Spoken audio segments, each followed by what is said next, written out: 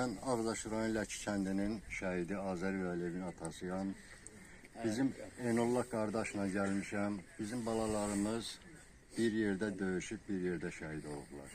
Məkanları cənnət olsun. Bu qəhrəman balalarımız, şəhidlərimiz bizlərə, xalqımıza, millətimizə, devlətimizə öz canları bahasına azadlığı bəxş elədilər. Ruhları şad olsun.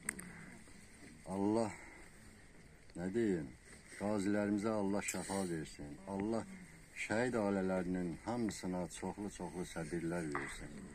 Nə deyə bilər? İntizarın bitmir, ürəyim qan ağlayır. Məzar daşına baxıram, yaramı dağlayır.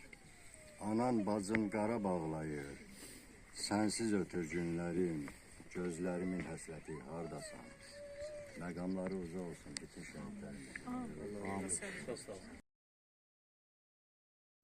Enullah Ağdaş rayon Gürzübur kəndində. Oğlumun adı Murad Aziyev. Bütün şəhidlərə Allah rəhmət eləsin. Hamısına bir yerdə. Qazilərimizə Allah kömək olsun.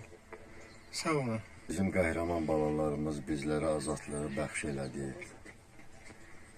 Dövlətçiliyimiz oldu, xalqımız, millətimiz azad firavan yaşayır. Bu qəhrəman şəhidlərimizin qanı, canı bahasına. Ruhları şad olsun.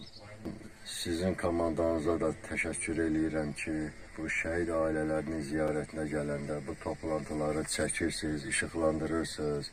Sizin komandanıza Zəka İsmailova təşəkkür eləyirəm. Çox sağ olun. Allah razı olsun sizlərdən ki, şəhidlərimizi efirlərdə işıqlandırırsınız.